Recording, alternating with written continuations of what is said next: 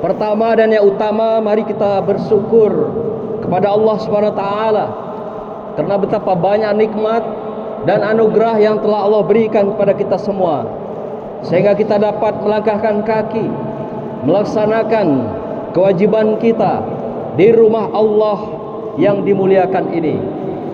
Oleh karena itu, atas kesyukuran kita, marilah kita mantapkan, kita tingkatkan takwa kita dan iman kita kepada Allah Subhanahu wa taala dengan sesungguhnya.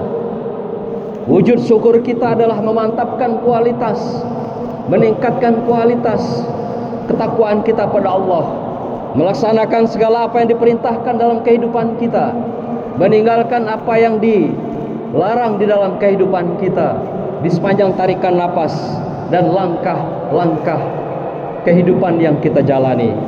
Selanjutnya selawat dan salam kita sampaikan pada junjungan kita makhluk dan junjungan alam, Rasulullah sallallahu alaihi wasallam.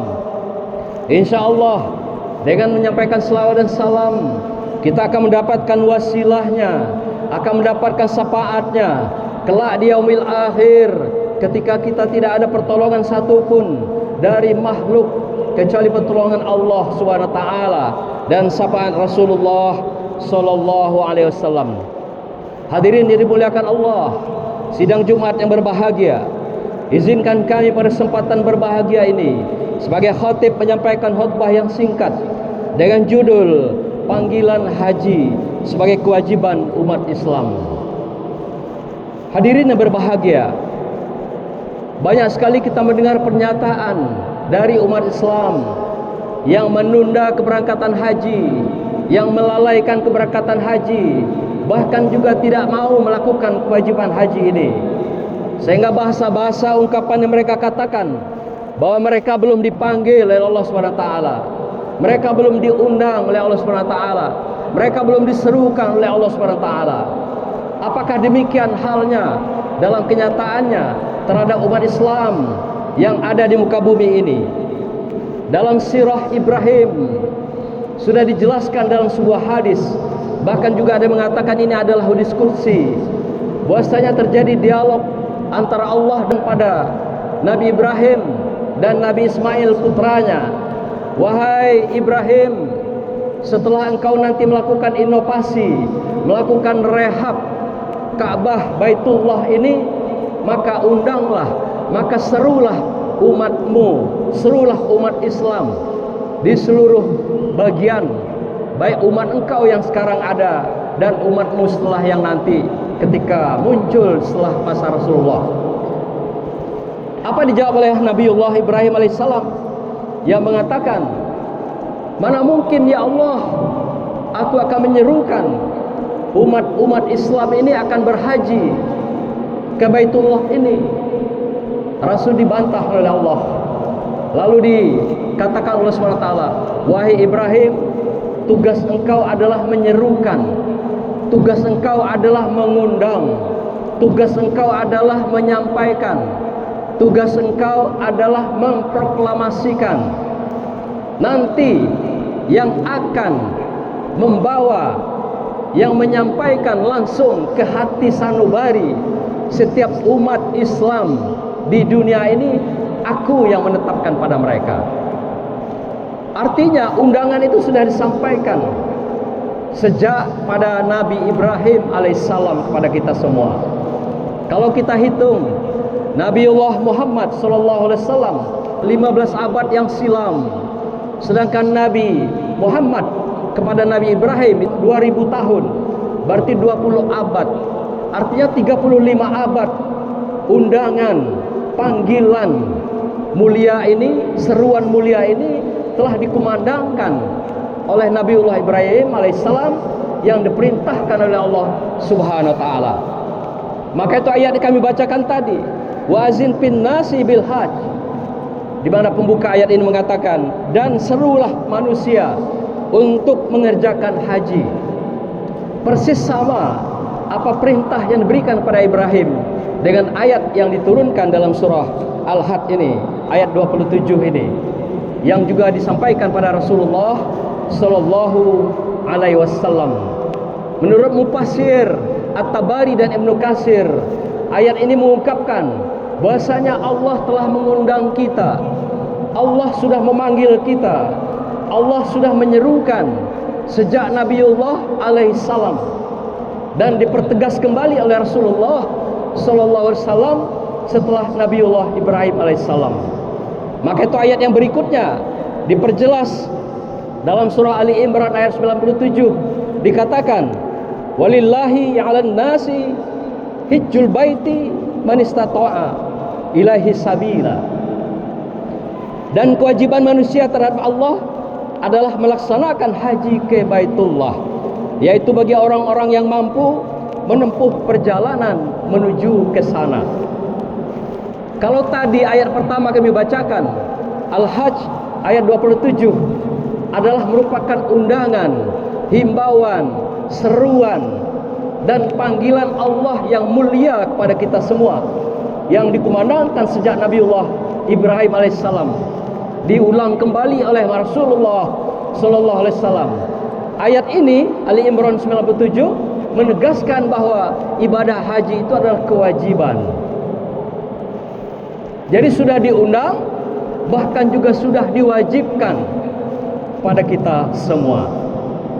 Artinya kalau ada yang mengatakan saya belum dipanggil Allah, saya belum diserukan Allah, saya belum diundang Allah, sudah 35 abad yang silam sejak Nabiullah Ibrahim alaihissalam, undangan itu sudah diberikan, undangan itu sudah disampaikan, dan kita sudah dipanggil oleh Allah Subhanahu wa taala. Cuma dasar kita manusia selalu tidak bersyukur atas nikmat Allah, tidak bersyukur atas anugerah diberikan Allah, sehingga seringkali mengabaikan himbauan, seruan, ajakan dan panggilan Allah Subhanahu wa taala ini.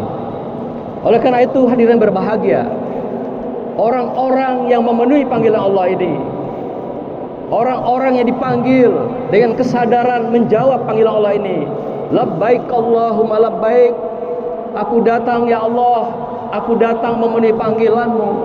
Inilah panggilan suci itu. Dalam hadis yang dikatakan oleh riwayat Bukhari Muslim, inilah panggilan suci itu dipertegas kembali melalui manasik kita, di mana saat-saat kita memakai ihram, kita disunahkan mengucapkan kalimat talbiyah ini sebagai pernyataan bahwasanya kita sudah dipanggil, kita sudah diundang, kita sudah diserukan oleh Allah Subhanahu wa taala. Oleh karena itu, dengan kalimat-kalimat talbiyah yang selalu diucapkan setiap tahun, baik pada hari-hari yang kita laksanakan ibadah haji ini, sampailah pada juga Idul Fitri, kita juga mengumandangkan kalimat-kalimat talbiyah ini, ungkapan kesadaran kita, ungkapan kita tahu Allah sudah mengundang kita, ungkapan bahwa kita setia dengan janji kita yang akan lahir ke dunia saat dilahirkan oleh rahim ibu kita. Hadirin berbahagia, oleh karena itu Allah berikan predikat penghargaan yang luar biasa. Mereka yang sadar diri, mereka yang tahu diri dengan undangan dan panggilan Allah ini. Dalam hadis yang disampaikan oleh riwayat Bukhari dan Muslim, dikatakan al-hajjum mabrura laisa lahu jazaa'un ilal jannah. Haji yang mabrur, tidak ada yang pantas balasan atasnya kecuali surganya Allah. Inilah penghargaan Allah bagi mereka yang mendengar, mematuhi dan setia dengan janji yang telah diucapkan di saat kita lahir ke dunia. Oleh karena itu, di ujung ayat ketika kita diwajibkan untuk melaksanakan haji ini, ada kata-kata manistato'a.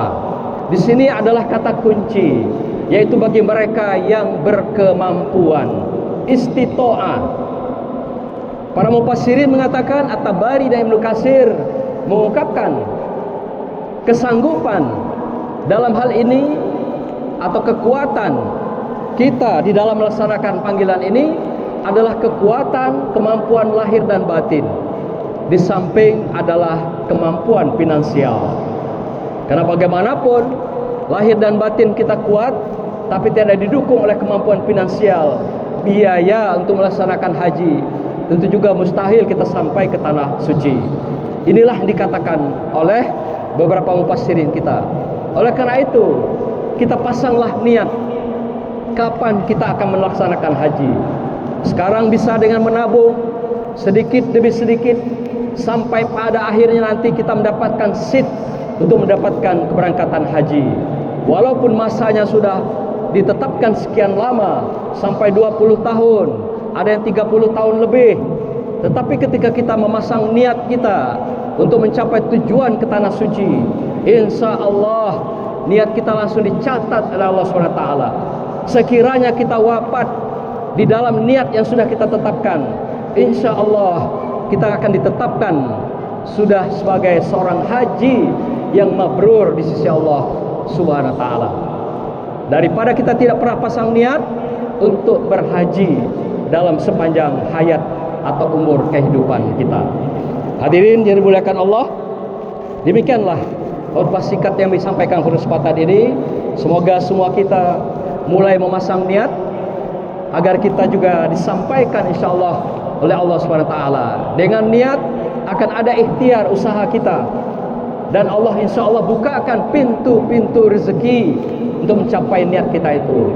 Dan jangan sampai lupa kita berdoa di setiap malam agar kita disampaikan ke tanah sucinya Allah, agar kita jangan diwafatkan sebelum kita dibawa, sebelum kita dihantarkan ke rumah suci atau juga ke Baitullah, ke tanah sucinya Allah.